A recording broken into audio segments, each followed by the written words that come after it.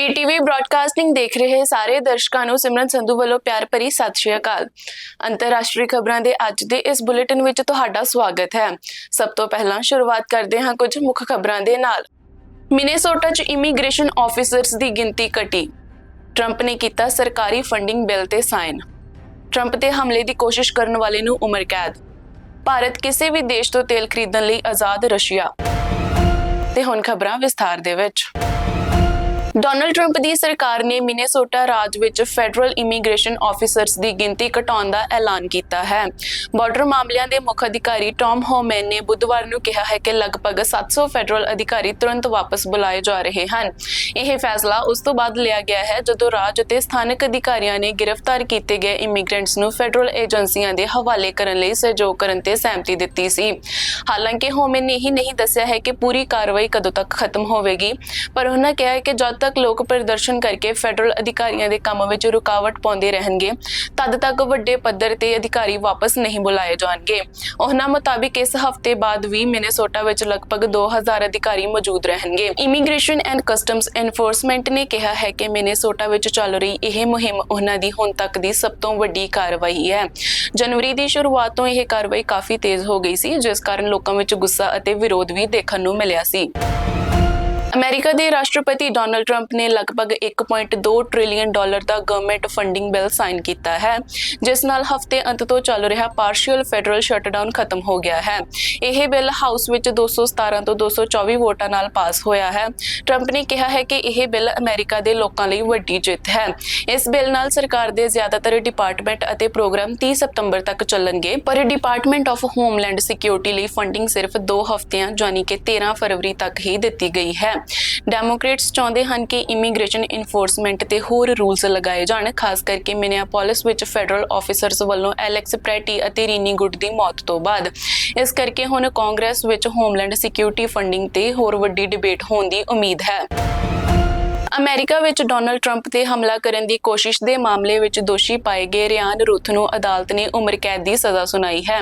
ਬੁੱਧਵਾਰ ਨੂੰ ਫਲੋਰੀਡਾ ਦੇ ਫੋਰਟ ਪੀਅਰਸ ਵਿੱਚ ਜੱਜ ਏਲਿਨ ਕੈਨਲ ਨੇ ਇਹ ਫੈਸਲਾ ਦਿੱਤਾ ਹੈ। ਰੂਥ ਤੇ ਦੋਸ਼ ਸੀ ਕਿ ਉਹ 2024 ਦੀ ਅਮਰੀਕੀ ਚੋਣ ਤੋਂ ਕੁਝ ਹਫ਼ਤੇ ਪਹਿਲਾਂ ਇੱਕ ਗੋਲਫ ਕੋਰਸ ਨੇੜੇ ਝਾੜੀਆਂ ਵਿੱਚ ਲੁਕ ਕੇ ਸੈਮੀ ਆਟੋਮੈਟਿਕ ਰਾਈਫਲ ਨਾਲ ਟਰੰਪ ਨੂੰ ਮਾਰਨ ਦੀ ਯੋਜਨਾ ਬਣਾ ਰਿਹਾ ਸੀ। 59 ਸਾਲਾ ਰੂਥ ਨੂੰ ਪਿਛਲੇ ਸਾਲ ਜੂਰੀ ਵੱਲੋਂ ਅਟੈਂਪਟਡ ਅਸੈਸੀਨੇਸ਼ਨ ਸਮੇਤ 5 ਦੋਸ਼ਾਂ ਵਿੱਚ ਦੋਸ਼ੀ ਕਰਾਰ ਦਿੱਤਾ ਗਿਆ ਸੀ। ਪ੍ਰੋਸੀਕਿਊਟਰ ਨੇ ਕਿਹਾ ਹੈ ਕਿ ਉਸਨੇ ਕਈ ਮਹੀਨੇ ਤੱਕ ਸਾਜ਼ਿਸ਼ ਬਣਾਈ ਹੋਈ ਸੀ, ਇਸ ਲਈ ਉਹ ਕਿਸੇ ਨੂੰ ਵੀ ਮਾਰਨ ਲਈ ਤਿਆਰ ਸੀ ਅਤੇ ਉਸ ਨੂੰ ਕੋਈ ਪਛਤਾਵਾ ਨਹੀਂ ਹੈ, ਜਿਸ ਕਾਰਨ ਉਸ ਨੂੰ ਉਮਰ ਕੈਦ ਦੀ ਸਜ਼ਾ ਬਣਦੀ ਹੈ। ਰੂਥ ਨੇ ਅਦਾਲਤ ਵਿੱਚ ਕਿਹਾ ਹੈ ਕਿ ਉਸ ਦਾ ਟਰੰਪ ਨੂੰ ਮਾਰਨ ਦਾ ਇਰਾਦਾ ਨਹੀਂ ਸੀ ਅਤੇ ਉਹ ਜੇਲ੍ਹ ਵਿੱਚ ਸਾਈਕੋਲੋਜੀਕਲ ਟ੍ਰੀਟਮੈਂਟ ਲੈਣ ਲਈ ਤਿਆਰ ਹੈ। ਰਸ਼ੀਆ ਨੇ ਸਪਸ਼ਟ ਕੀਤਾ ਹੈ ਕਿ ਭਾਰਤ ਆਪਣੀਆਂ ਤੇਲ ਦੀਆਂ ਲੋੜਾਂ ਲਈ ਕਿਸੇ ਵੀ ਸਪਲਾਇਰ ਤੋਂ ਤੇਲ ਖਰੀਦ ਸਕਦਾ ਹੈ। ਇਹ ਜਵਾਬ ਅਮਰੀਕਾ ਦੇ ਰਾਸ਼ਟਰਪਤੀ ਡੋਨਲਡ ਟਰੰਪ ਦੇ ਦਾਅਵੇ ਤੇ ਦਿੱਤਾ ਗਿਆ ਹੈ, ਜਿਸ ਵਿੱਚ ਉਹਨਾਂ ਕਿਹਾ ਹੈ ਕਿ ਪ੍ਰਧਾਨ ਮੰਤਰੀ ਨਰਿੰਦਰ ਮੋਦੀ ਨੇ ਰਸ਼ੀਅਨ ਤੇਲ ਛੱਡ ਕੇ ਅਮਰੀਕਾ ਤੋਂ ਤੇਲ ਖਰੀਦਣ ਲਈ ਸਹਿਮਤੀ ਦਿੱਤੀ ਹੈ। ਰਸ਼ੀਆ ਨੇ ਕਿਹਾ ਹੈ ਕਿ ਭਾਰਤ ਲਈ ਤੇਲ ਦਾ ਇਕਲੌਤਾ ਸਰੋਤ ਨਹੀਂ ਹੈ, ਬਲਕਿ ਉਹ ਕਿਤੋਂ ਵੀ ਤੇਲ ਖਰੀਦ ਸਕਦਾ ਹੈ। ਰਸ਼ੀਅਨ ਵਿਦੇਸ਼ ਮੰਤਰਾਲੇ ਦੀ ਸਪੋਕਸਪਰਸਨ ਨੇ ਕਿਹਾ ਹੈ ਕਿ ਰਸ਼ੀਅਨ ਤੇਲ ਖਰੀਦਣਾ ਦੋਹਾਂ ਦੇਸ਼ਾਂ ਲਈ ਲਾਭਦਾਇਕ ਹੈ ਅਤੇ ਦੁਨੀਆ ਦੇ ਬਾਜ਼ਾਰ ਨੂੰ ਸਥਿਰ ਰੱਖਣ ਵਿੱਚ ਮਦਦ ਕਰਦਾ ਹੈ। ਐਨਰਜੀ ਮਾਹਿਰਾਂ ਦਾ ਮੰਨਣਾ ਹੈ ਕਿ ਭਾਰਤ ਲਈ ਰਸ਼ੀਅਨ ਤੇਲ ਦੀ ਖਰੀਦ ਪੂਰੀ ਤਰ੍ਹਾਂ ਰੋਕਣਾ ਮੁਸ਼ਕਿਲ ਹੈ, ਕਿਉਂਕਿ ਅਮਰੀਕਾ ਦਾ ਤੇਲ ਲਾਈਟ ਗ੍ਰੇਡ ਹੈ, ਜਦਕਿ ਭਾਰਤੀ ਰਿਫਾਈਨਰਾਂ ਭਾਰੀ ਰਸ਼ੀਅਨ ਤੇਲ ਯਾਨੀ ਕਿ ਯੂਰਲਸ ਨੂੰ ਸਾਫ਼ ਕਰਨ ਲਈ ਬਣੀਆਂ ਹਨ। ਇਸ ਲਈ ਭਾਰਤ ਨੂੰ ਰਸ਼ੀਅਨ ਤੇਲ ਤੋਂ ਬਿਲਕੁਲ ਛੁਟਕਾਰਾ ਮਿਲਣਾ ਆਸਾਨ ਨਹੀਂ ਹੈ। ਟੈਕਨੋਲੋਜੀ ਦਾ ਗਲਤ ਇਸਤੇਮਾਲ ਕਰਕੇ ਇੱਕ ਜੋੜੇ ਨੇ ਕਥਿਤ ਤੌਰ ਤੇ ਆਪਣੇ ਇੱਕ ਨਜ਼ਦੀਕੀ ਰਿਸ਼ਤੇਦਾਰਾਂ ਦੀ ਧੀ ਦੀਆਂ ਇਤਰਾਜ਼ਯੋਗ ਤਸਵੀਰਾਂ ਤਿਆਰ ਕੀਤੀਆਂ ਹਨ। ਮੁਲਜ਼ਮਾਂ ਨੇ ਇਹਨਾਂ ਤਸਵੀਰਾਂ ਨੂੰ ਆਨਲਾਈਨ ਪਾਉਣ ਦੀ ਧਮਕੀ ਦੇ ਕੇ ਲੜਕੀ ਤੋਂ ਲੱਖਾਂ ਰੁਪਏ ਵਸੂਲੇ ਹਨ। ਜਦੋਂ ਲੜਕੀ ਦੇ ਪਿਤਾ ਨੂੰ ਇਸ ਮਾਮਲੇ ਦਾ ਪਤਾ ਲੱਗਾ ਤਾਂ ਉਹਨਾਂ ਨੇ ਪੁਲਿਸ ਡਿਵੀਜ਼ਨ 6 ਨੂੰ ਲਿਖਤੀ ਸ਼ਿਕਾਇਤ ਦਰਜ ਕਰਵਾਈ ਹੈ। ਜਾਂਚ ਅਧਿਕਾਰੀ ਇੰਸਪੈਕਟਰ ਜਤਿੰਦਰ ਕੁਮਾਰ ਨੇ ਦੱਸਿਆ ਹੈ ਕਿ ਪੂਰੀ ਜਾਂਚ ਤੋਂ ਬਾਅਦ ਪੁਲਿਸ ਨੇ ਜਲੰਧਰ ਦੇ ਰਹਿਣ ਵਾਲੇ ਰਾਘਵ ਅਤੇ ਉਸ ਦੀ ਪਤਨੀ ਸਿਮਰਨਜੀਤ ਕੌਰ ਉਰਫ ਸਿਮਰਨ ਖਿਲਾਫ BNS ਅਤੇ IT ਐਕਟ ਦੀਆਂ ਵੱਖ-ਵੱਖ ਧਾਰਾਵਾਂ ਤਹਿਤ ਮਾਮਲਾ ਦਰਜ ਕਰ ਲਿਆ ਹੈ।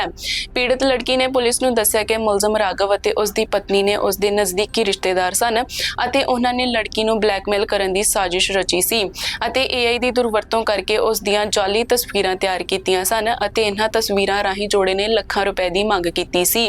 ਪੈਸੇ ਦੇਣ ਦੇ ਬਾਵਜੂਦ ਵੀ ਉਹਨਾਂ ਨੇ ਲੜਕੀ ਦੀਆਂ ਤਸਵੀਰਾਂ ਵਾਇਰਲ ਕਰ ਦਿੱਤੀਆਂ ਸਨ। ਪੁਲਿਸ ਨੇ ਜਾਂਚ ਪੜਤਾਲ ਸ਼ੁਰੂ ਕਰ ਦਿੱਤੀ ਹੈ ਅਤੇ ਉਹਨਾਂ ਨੂੰ ਗ੍ਰਿਫਤਾਰ ਕਰਨ ਲਈ ਭਾਲ ਵੀ ਸ਼ੁਰੂ ਕਰ ਦਿੱਤੀ ਹੈ।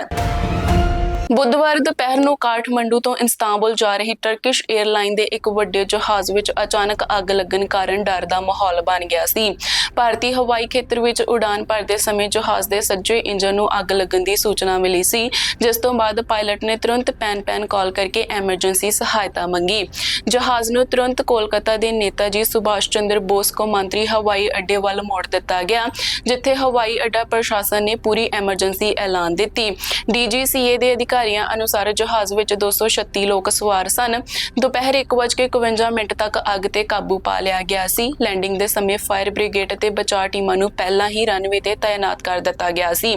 ਸਾਰੇ ਯਾਤਰੀ ਅਤੇ ਚਾਲਕ ਦਲ ਦੇ ਮੈਂਬਰ ਸੁਰੱਖਿਅਤ ਹਨ ਅਤੇ ਇਸ ਘਟਨਾ ਦੀ ਜਾਂਚ ਸ਼ੁਰੂ ਕਰ ਦਿੱਤੀ ਗਈ ਹੈ।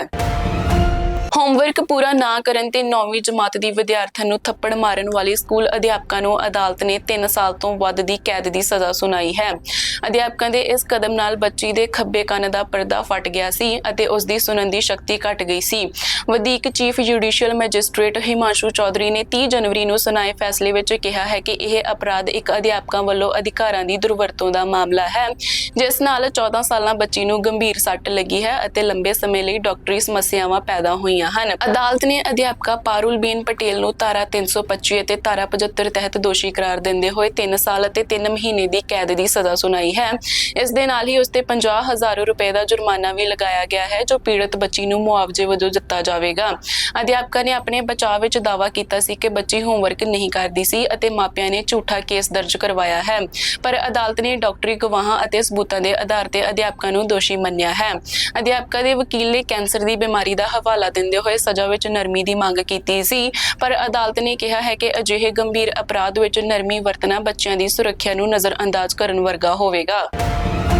ਫਰਾਂਸ ਵਿੱਚ 14 ਸਾਲ ਦੇ ਇੱਕ ਵਿਦਿਆਰਥੀ ਨੇ ਆਪਣੀ ਆਰਟ ਟੀਚਰ ਉੱਪਰ ਸਟੈਬਿੰਗ ਕੀਤੀ ਹੈ। ਉਸਨੇ ਪੁਲਿਸ ਨੂੰ ਕਿਹਾ ਕਿ ਉਸਨੇ ਇਹ ਹਮਲਾ ਇਸ ਲਈ ਕੀਤਾ ਕਿਉਂਕਿ ਉਸਦੇ ਮਨ ਵਿੱਚ ਟੀਚਰ ਲਈ ਨਫ਼ਰਤ ਭਰੀ ਹੋਈ ਸੀ। ਇਸ ਹਮਲੇ ਦੇ ਦੌਰਾਨ 22 ਵਿਦਿਆਰਥੀ ਮੌਜੂਦ ਸਨ। 60 ਸਾਲਾਂ ਦੀ ਟੀਚਰ ਨੂੰ ਛਾਤੀ ਵਿੱਚ 3 ਤੋਂ 4 ਵਾਰ ਚਾਕੂ ਲੱਗਿਆ, ਜਿਸ ਕਾਰਨ ਉਸਦੀ ਹਾਲਤ ਗੰਭੀਰ ਹੈ।